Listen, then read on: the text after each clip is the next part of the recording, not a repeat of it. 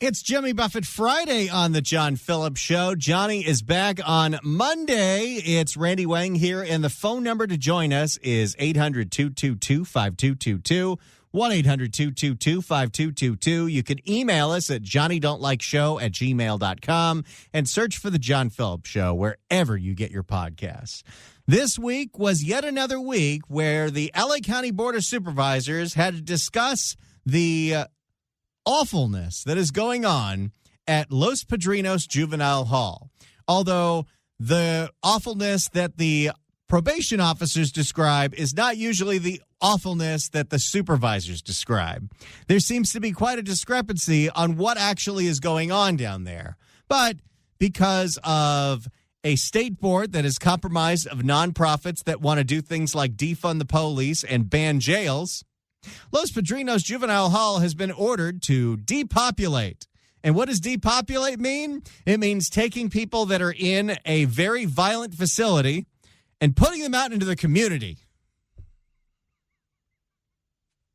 Doesn't matter that if you think about the way that we deal with juvenile justice in this state to begin with, only the worst of the worst are being held in a place like Los Padrinos.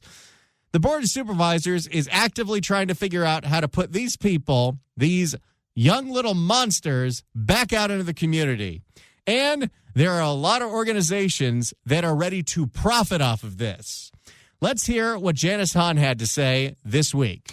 As we know, the county is facing an ongoing emergency at Los Padrinos Juvenile Hall. We declared that as a state of emergency. And that state of emergency was on the fact that the staffing levels were so bad because so many employees were on medical leave because they've been assaulted by one of these juvenile inmates, or they are calling out because they fear for their safety and they know the department doesn't have their back and the supervisors don't have their back. And so they literally started transferring out field deputies from doing their job of checking up on people who are on probation, people with ankle monitors, and moving them into Los Padrinos. It has been a nightmare. There's been a very difficult time recruiting because that department is so poorly run. And they put in a hiring freeze and did not deal with attrition. And so there's a huge issue. Not to mention the fact that because of George Gascon, there's a whole bunch of adults that should have been tried as adults that can be in that facility until they're 26. And you have people like Rob Bonta alleging that the officers are the ones staging gladiator fights between the inmates. That's not really what's going on out there. The officers have been told to stand down. They're not allowed to intervene when there's violence from one inmate to another inmate. It is a nightmare what's going on down there. But, of course, the answer is, well, let's just put these people back out into the public. Declared that as a state of emergency. And then, as we know, April 18th, Judge Espinoza ordered the LA County Probation Department to come up with a plan to safely and quickly reduce the population at Los Padrinos. How do you safely get a whole bunch of dangerous people out into the community? I wonder. In response, and if you're going to move them to another facility, then that facility is going to be the dangerous facility. In response to the ruling, our Probation Oversight Commission, made up of our appointees on this commission, held a Oh, yes. See, this is the interesting thing. Part of the difficulty that we have with criminal justice is these oversight boards, which you love the idea of oversight. You definitely want to make sure that a department is running the way it's intended. But oversight boards can be infiltrated by ideologies that want to destroy the system from the inside out. So you have an oversight board from the state, the Department of Corrections and Prisons. They have their own oversight board. They're the ones that keep saying the conditions at Los Padrinos are illegal. They are so awful. You need to empty that facility. You need to let everyone out of there. And why are they saying that? Well, the conditions they're talking about are staffing levels. We've told you why the staffing levels are so low, because it is such a dangerous place to work and nobody has your back. But the people who are appointed to that state board are from the criminal justice reform organizations who not only ideologically are opposed to the idea of incarceration and want to abolish the police, they have a financial interest in that happening. Because for a lot of these people, you can't just put them out right into the public. No, what they want you to do is transfer them to a nonprofit that can house them. And then all that money that's going towards the probation department can be siphoned away to these nonprofits. It's the homeless grift, but in a completely different category and way more effective, I would argue, because there's a lot of these organizations and they fill up the queue at the public comment for specific things like this. Held a special meeting on April 24th where they discussed the depopulation of Los Padrinos. Yeah, so the Probation Oversight Commission, made up of appointees of the LA County supervisors, yeah, that's full of people that want to get rid of all juvenile halls. And unanimously approved a set of recommendations to send to the chief probation officer.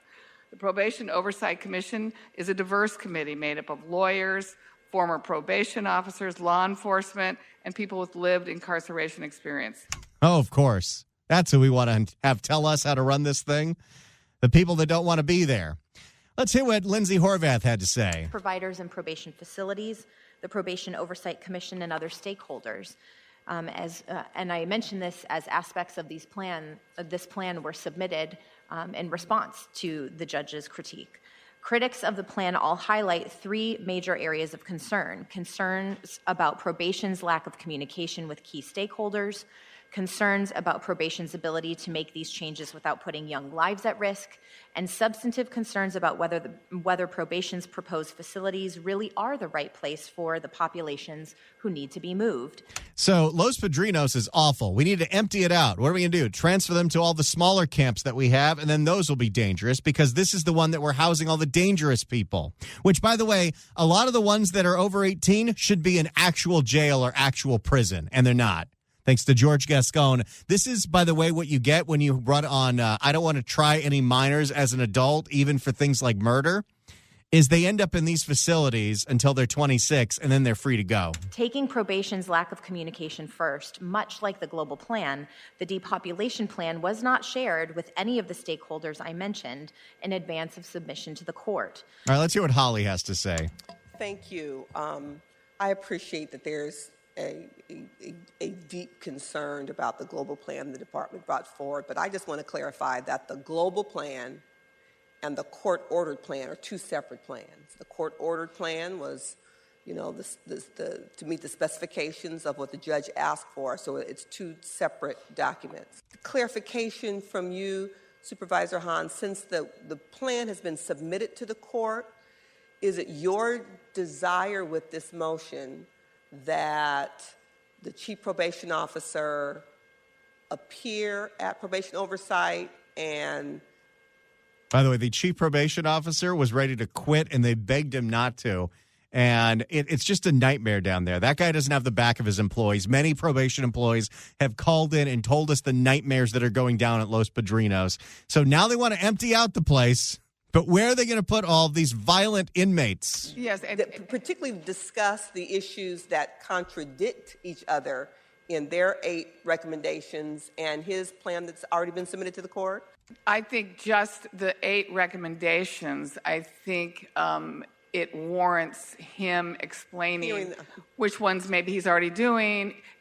He can't change the plan, right? We've submitted it. The judge will rule on whether or not the plan is sufficient.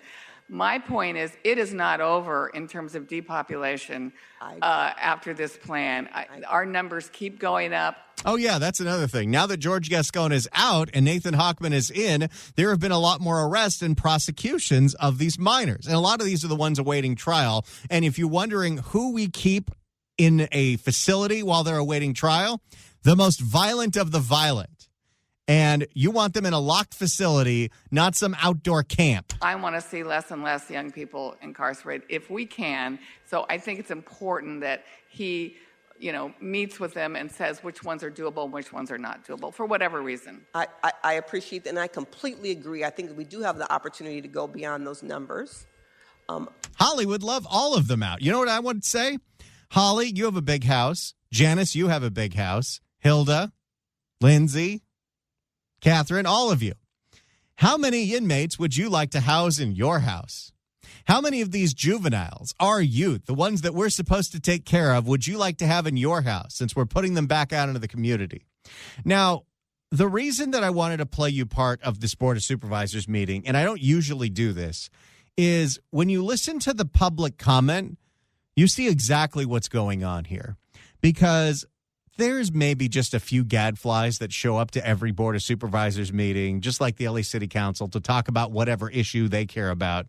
But whenever it comes to closing Men's Central Jail or closing down Los Padrinos Juvenile Hall or any of the other juvenile facilities, there is a room full of speakers, and they're all associated with one nonprofit or another who want to voice their support for closing down Los Padrinos. Why? Because those inmates have to go somewhere, and they can go to our program. That's right. You can take the money that you're using to fund that program, and you can give it to us. It is a cash grab. Madam Chair, based on a number of agenda items, and to make sure that we get done with the remaining of the agenda, we have about 50 or so speakers. So 50 people showed up in the middle of the day on a Tuesday to advocate for closing a juvenile facility that's full of dangerous kids. Okay, let's hear what they had to say. Good afternoon, Albert Gomez with RAMP. Just wanted to thank you for... Oh, they all have some organization. This guy's is RAMP. Thank you for having us here today. We have, in the last month, got 4 houses in addition to the one we had to house youth. And as we were hearing, the funding and so forth for other community-based organizations is a challenge, and it's sometimes very difficult to get. We would like to align with you. We have housing in Mrs. Solis's area and also in Horvath's area, San Fernando Valley and City Terrace. And oh, fun. So here's an organization that wants to take the inmate youth that is currently at Los Padrinos Juvenile Hall because they're too dangerous to be out in the public, and put them into a house that's in a neighborhood near you.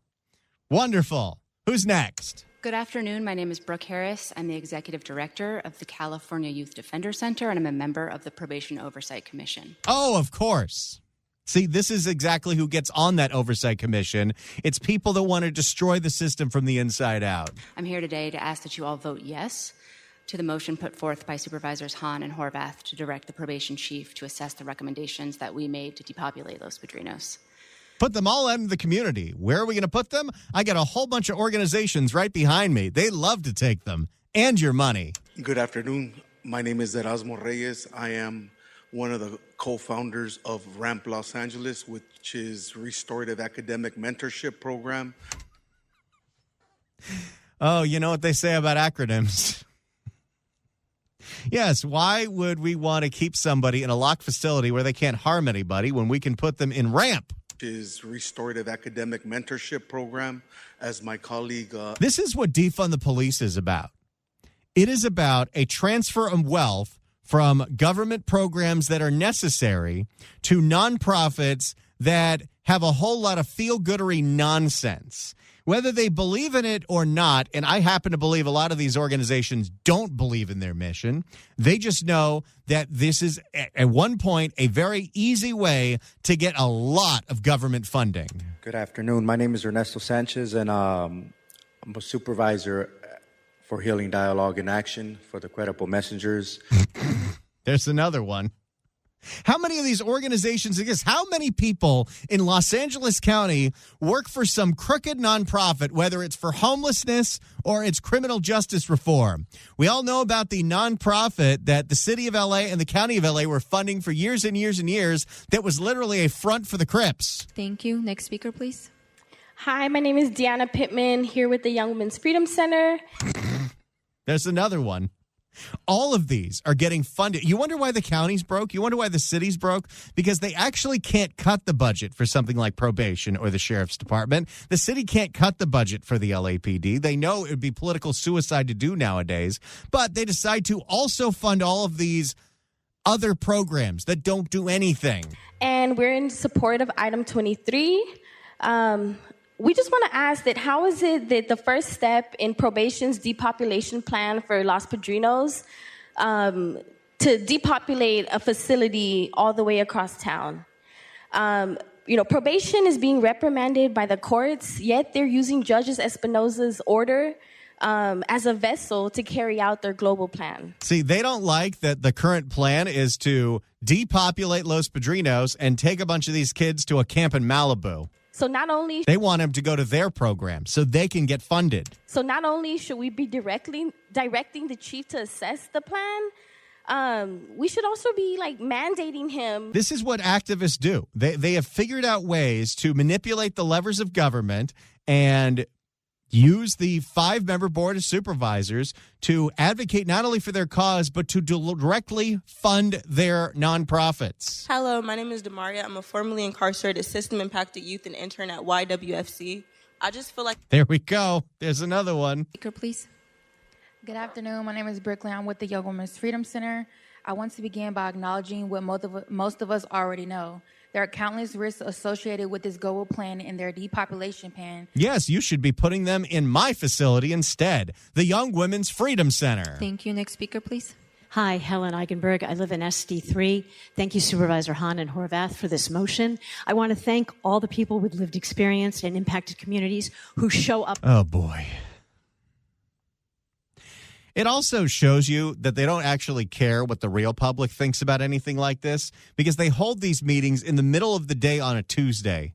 And how interesting is it that all of these people, they obviously don't have real jobs because they're able to show up at a supervisor's meeting for public comment on this. Hello, my name is Imari Wallace. I'm here represent District 2. I'm a part of Youth Justice Coalition. Oh, that's one of the biggest ones. Youth Justice Coalition are some of the people that make up the Oversight Commission on the LA County Probation Oversight Commission. They're also ones that make up the Prison Oversight Commission from the state, the ones that say, oh, Los Padrinos is dangerous because none of the employees want to show up for work because they're scared to death they're going to get beat up by a kid. My name is Toya Green, Jay Green. I'm with Youth Justice Coalition. I could go on and on and on and on all day, but this is what's going on, and it's something that doesn't get nearly enough attention, and the union doesn't have the back of the probation officers. The chief doesn't have the back of the probation officers. Nobody has the back of the probation officers, and they keep going along with all of these insane ideas. You think about how lenient we are, especially with juveniles in this state, especially in LA County. Think about how bad you have to be to even be sent to that facility pre-trial. And now we got to bring them out into the community, which once again is just a cash grab to fund a whole bunch of justice nonprofits. Let's go to Klaus in Thousand Oaks. Klaus, hello. Hey, give me a second here while I get into a conference room. Sure. I only got about 45 seconds, but we got this. Okay, 45 seconds. Here we go. Just wanted to congratulate you on running the show, running the ship for this week. And I know it's a big deal because it's 3 hours of syndicated statewide radio, and you did great. And I love the guests that you brought on, and I love your activist mentality. I think Johnny should take notes and try to get some more good California activists on the show and get the state in better condition. I really appreciate that, Klaus. Thank you so much for the kind words. And yeah, we're going to keep going with that. Thanks, everyone. Let's go to Charles in Oakland. Charles, hello. Hey, hi, Randy. Good to hear your voice. You're doing a great job, man. You hold down the fort. Thank you. Yeah, I was just, okay, thank you. Thank you for taking my call. Yeah, I was just reflecting on a lot of the words I hear coming through the media calling the Democrat Party the Democratic Party. And I know we all know that they're not democratic at all. And actually, democratic is a verb. It describes you. Democrat is a noun, which is a thing, which they are. And under the republicanism, democracy is one of the concepts of republicanism. So it's civic virtue, so it's anti-corruption, so it's social equality. All of these things are republicanism. And so that actually democratic is Republican. So I just want to try to remind everyone that if you really want to vote Democratic, make sure you vote Republican, because being a Democrat doesn't make you democratic. I'd love to hear it. Yeah, some people you might wonder if they do that intentionally or it's just a crutch or they don't even realize they're doing it. But so many times when people are reporting on the news, they do say Democratic instead of Democrat. So you're accurate about that one, Charles. Okay, yeah. Thank you. I just wanted to get that out and let everybody know that, hey, I'm listening to you and I'm with you 100%. You keep doing a great job, okay? Thanks so much, Charles. Tell everyone in Oakland to listen. We love you up there. Thanks so much for the call. 800-222-5222 is the telephone number. I have a crime blotter story in Oakland, and it's so sad. Okay, I have to do it. This is the worst crime blotter story of all time. We're going to have to do it. I don't want to do it, but I feel like the story needs to be told just how awful the criminals in Oakland are. If the cashier is dummy. Questions? We go to Oakland. I was going to not do this story, but I'm going to do it. A woman who is spending days and nights at Kaiser in Oakland because her child has cancer got her van stolen in the hospital parking lot. You want to talk about the lowest of the low, the worst of the worst? Somebody is going into the hospital parking lot to boost cars. And chances are people who are parking long-term at the hospital are there for some of the worst days of their life. For more on this awful, heartbreaking story that shows you that crime is definitely not down in Oakland. It's wild, wild west out here. Let's go to NBC Bay Area. I'm sorry. This story is so sad, but we got to do it because this is unacceptable. And the new mayor, Barbara Lee, is going to have to deal with this crap. An East Bay family already struggling with their toddler's cancer diagnosis was dealt another major blow. Someone stole their van from a parking garage at the Kaiser in Oakland. So there's no security at the Kaiser parking garage in Oakland, you say? It happened while their daughter was getting treatment. Here's NBC's Lena Jones. I love you. That's 3-year-old Gia taking her big sister responsibilities very seriously as she takes care of her 3-month-old baby sister, despite all the challenges she's facing. She was diagnosed with high-risk neuroblastoma. So it's a cancer that kind of like attacks the nervous system. And it started off as a tumor above her kidney, and it metastasized all over her body. Since Gia... Gosh, I don't know how she deals with that every day. That is so heartbreakingly awful. And yes, the story gets worse. Since Gia's January diagnosis, Dina Kim and her family have spent most of the past 4 months at Oakland's Kaiser Hospital. Monday, they parked on the 6th floor of the hospital's garage. When they came back hours later, their van that was locked with only 2 car seats visible inside was gone. They stole a van that had kids' car seats on the 6th floor of a hospital parking garage. How low can you go? We deserve to feel safe when we're going through these really difficult times. And it's just really sad and frustrating that we can't. The family spent hours looking for the car. Oakland police found the car days later, but it's been anything but easy to get it back. To make matters worse, the Kim family learned today little Gia has severe hearing loss from the chemotherapy. Oh my goodness, this poor family. This week, the family will also find out how effective chemo treatments have been. So, haven't had time to process that. I just hate that I can't be with her right now because I have to get this form from the police department. I've got to go to the tow yard. I've got to release the car to the insurance company. Today. That's a whole lot of to-dos when she's dealing with a child with cancer. Can we help maybe make this woman's life just a little easier, City of Oakland?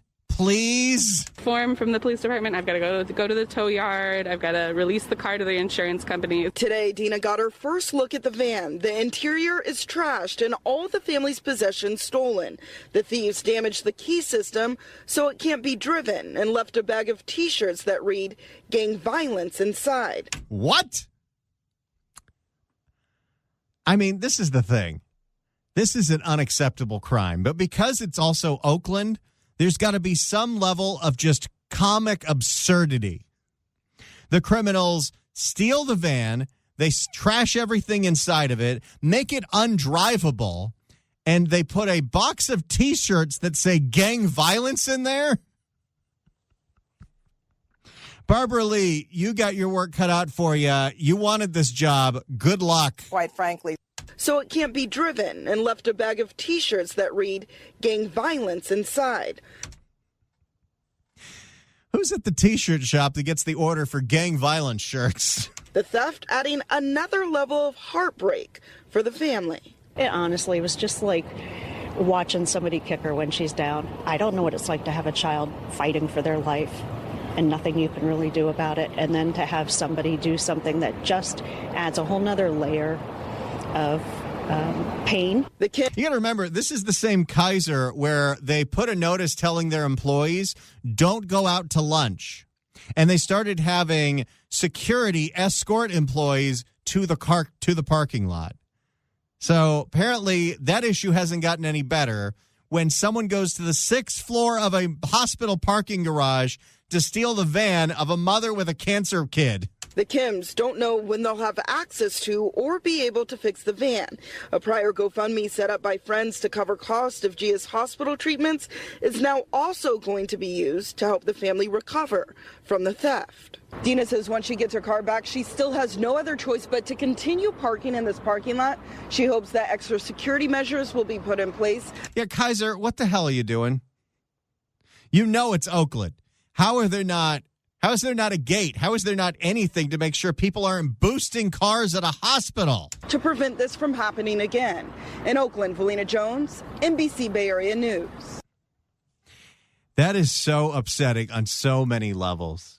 You know, you think about who the victims of these crimes are, and sometimes they're already going through some of the hardest times in their life.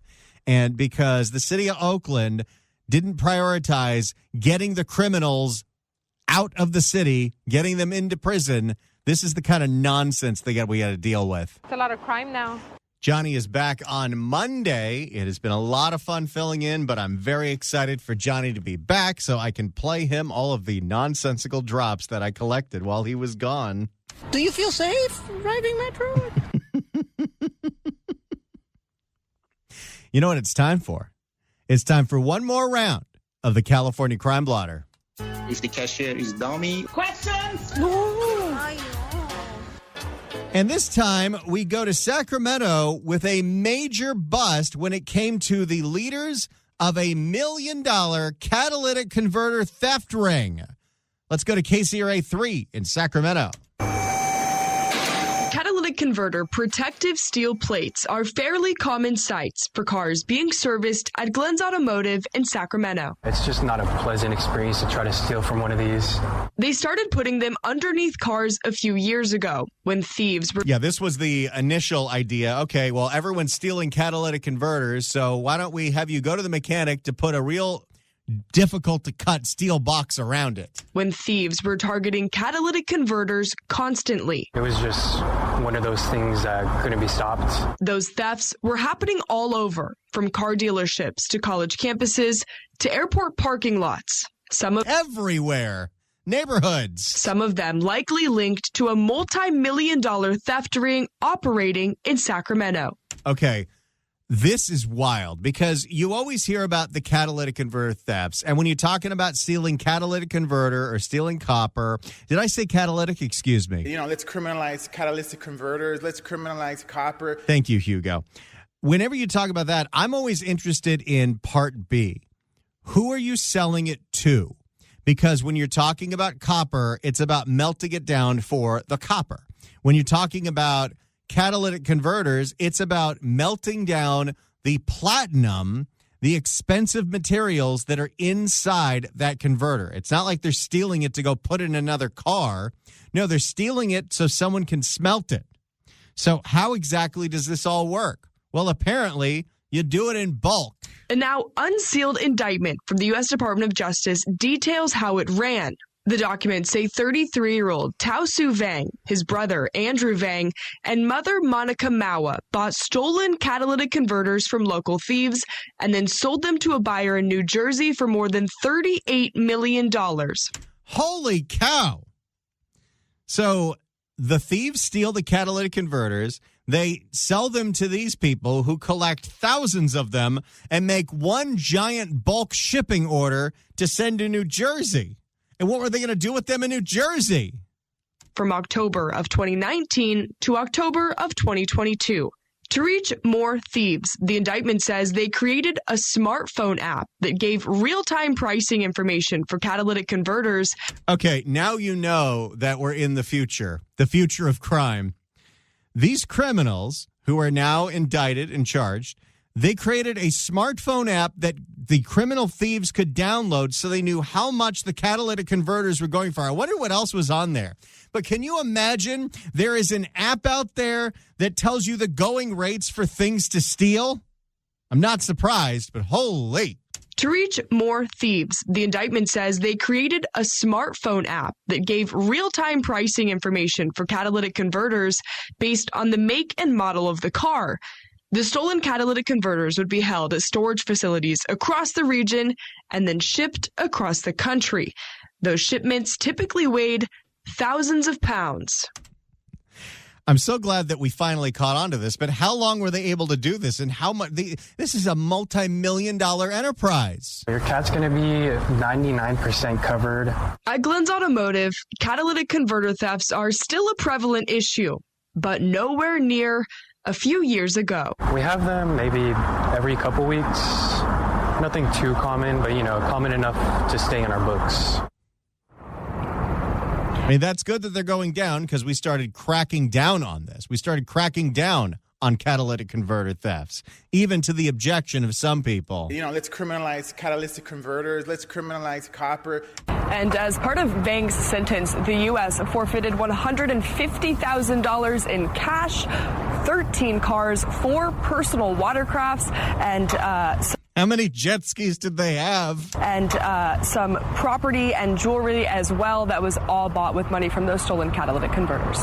Live in Sacramento, Peyton Hadley, KCRA 3 News. So look at that. The feds broke up a $35 million catalytic converter theft ring. Holy, that is wild. Let's criminalize catalytic converters. Let's criminalize copper. Oh, by the way, for my 5 o'clock show that airs on KABC, The News Blitz, I'm going to be doing a whole hour on that guy, Hugo Soto Martinez. Yeah, clap that up. Because he had a town hall with his constituents, and somebody happened to film it, and they're all yelling at him about crap like this. Let's criminalize catalytic converters. Let's criminalize copper. So if you're in Los Angeles, it airs at 5 o'clock on 790 KABC. If you're in the Bay Area, you want to hear my show, the KABC News Blitz, you can download the KABC app or search for KABC on iHeart, and you can listen to it. It's live every day at 5. Let's go to David in Sonoma. David, hello. Hey, what's happening? I just started listening to you. I don't even know who Johnny is. I just know Randy. I started listening this week at work. First on a podcast, and I jumped over to KSFO. This show is incredible. I do not know how you cover all the stuff you do in the state and with humor, and this is a hell of a show. I can't wait to hear this Johnny guy next week. Oh, he's great. We've been doing this statewide for about 6 years now. We both come from 790 in Los Angeles, where I've been here for 13 years. Johnny's been here for 20 years. But we're so happy to be on live in the Bay Area. I'm glad you're subscribed to the podcast. Listen to some of the last month's shows. We got a lot of great stuff out there. But we're so glad to have you. It's so much fun to connect with everyone up there as we discuss the mutual insanity that is the state of California. How do you get all this information?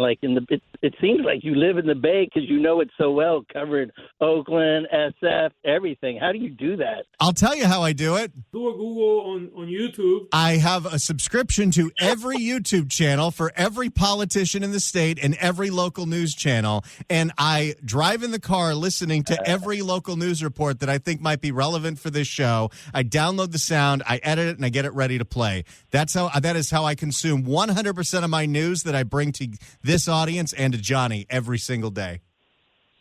Hey, well, congratulations. Keep it up. And, you got a listener, man. We're so glad to have you, David. Spread the word, and can't wait to announce at some point this year when we do an event up in the Bay, because we love the Bay. All right. Sounds great. Thank you. Talk to you later. Talk to you soon. Bye. Love to hear that. We're so happy about being live on 810 KSFO. We've been working on this for a very long time, and it's a dream come true to take live phone calls up and down the state of California every single day. And we get a lot of calls from Sonoma lately. I love Sonoma County. Love some of the wine out there. I have tubed the Russian River, which not a lot of people do these days, but it was good times. Thank you all so much for being a part of this show. Whether you listen, whether you call in, you email, we're so glad to have you in this community. Continue to spread the word. Let your friends, your neighbors know that you listen to the John Phillips Show live every single day from noon to 3. Southern California, 790 KABC apparently goes from San Diego all the way to Santa Barbara. And 810 KSFO, that signal goes everywhere in Northern California. Tell us where you're listening from. JohnnyDon'tLikeShow@gmail.com. John Phillips will be back next week, and I'll be here with him. So we'll see you Monday. Have a great weekend, everyone. This is The John Phillips Show.